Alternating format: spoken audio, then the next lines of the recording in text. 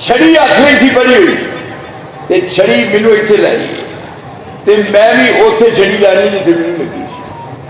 आपने फरमाया ला ला। वो की कहने लगा जदों मैनू तुसां छड़ी लाई है उदों कमीज मेरे गल नहीं सी ते तुसीं भी उस तरह करो।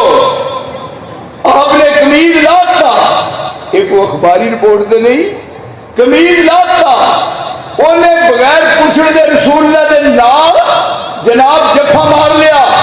उन्हें आख्या मैं नीयत की सी ते दुआ करदा सी या अल्लाह दुनिया च जान तो पहले पहले एक बारी मेरा सीना मुहम्मद के सीने ना लग जाए, मैं समझदा जे सीना नबी के सीने ना लग गया तेरा माफ कर देगा।